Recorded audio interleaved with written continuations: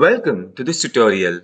In this video, we are going to take a look at how to build a milestone within the Invoices application in KEBS. Once the user has navigated to the Invoices app, he or she can view all the invoices that are yet to be billed in the Yet to be Billed category of the Invoices tab.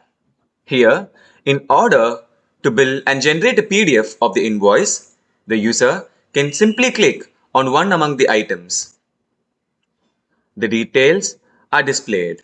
Here, the organization from which the billing is done to the customer name is displayed. The user need to fill in all the mandatory fields of the payment that is to be received. The purchase order details are filled here.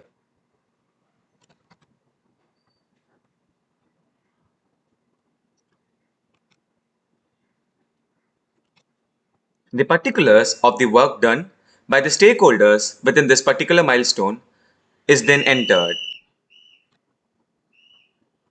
The milestone value is then calculated and multiple stakeholders can be added along with their efforts as well.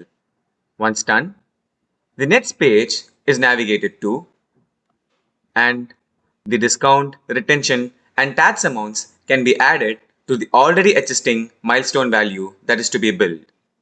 The invoice date is selected and the addresses can be filled from the existing address book that is present within the settings app.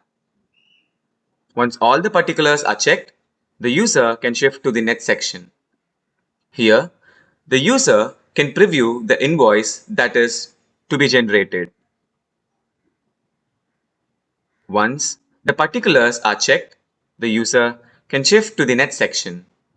Here, a default activity template can be adapted in order to process this particular invoice. Once all the necessary prerequisites are checked, the user can adapt to the particular template and generate an invoice number for the invoice to be generated. Finally, in the last step, a final preview of the invoice is done, and once this is over, the user can click the Create button, and the milestone is built successfully and is shifted from the Yet to be Built section to the Build tab. Thank you for watching.